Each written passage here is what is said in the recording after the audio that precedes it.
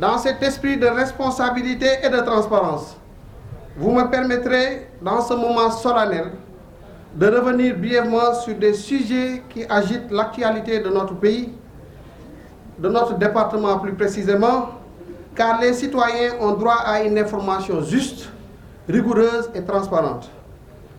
Sur la situation relative à la dette, nous avons vu circuler dernièrement des chiffres et interprétations erronées, évoquant une dette cumulée sur 2024-2025 ou une prétendue utilisation inappropriée des ressources de l'État.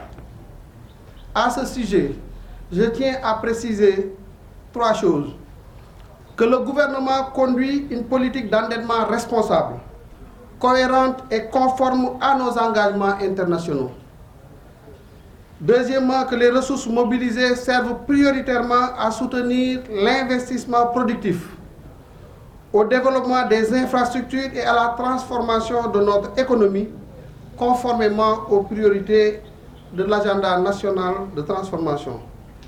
Et enfin, en toutes circonstances, le gouvernement agit avec responsabilité et transparence pour préserver la soutenabilité de la dette et la confiance de nos partenaires techniques et financiers. Cette approche s'inscrit dans un cadre de gestion des risques avec pour objectif constant de renforcer la résilience de notre économie. Sur la relation avec le Fonds monétaire international, après la constatation d'écarts significatifs entre les informations budgétaires et comptables officiellement communiquées sur la période 2019 à 2024 et les résultats de l'audit de la Cour des comptes, le FMI, en accord avec le gouvernement, a suspendu temporairement les décaissements au titre de l'accord de prêt conclu en juin 2023 avec le régime précédent. Cette suspension vise à permettre une évaluation approfondie des causes et de la portée de la communication d'informations budgétaires et comptables inexactes. Les deux parties ont convenu d'entamer par la suite des négociations en faveur d'un nouveau programme sur la base de la situation réelle des finances publiques ressortie du rapport de la Cour des comptes. Ce nouveau programme économique et financier, élaboré à l'initiative de l'État du Sénégal à partir de la vision Sénégal 2050, du Master Plan et de la Stratégie nationale de développement, qui est le programme quinquennal de l'agenda national de transformation, vise à restaurer la crédibilité de la gouvernance financière publique.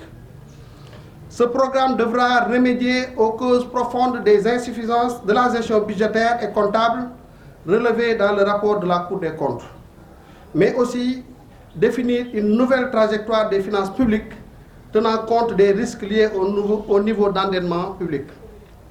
En outre, le FMI continue d'apporter au Sénégal un appui technique dans des domaines clés tels que la mobilisation des recettes, la gestion des investissements publics ou la réforme du secteur de l'énergie. Sur la loi de finances rectificative, la préparation de la loi de finances rectificative se poursuit dans le respect des procédures et exigences de sincérité budgétaire. Le document de programmation budgétaire et économique pluriannuel aussi, qu'on appelle communément DPBEP, sur la période 2026-2028 et qui encadre le dialogue avec le Parlement, a été adopté hier en Conseil des ministres.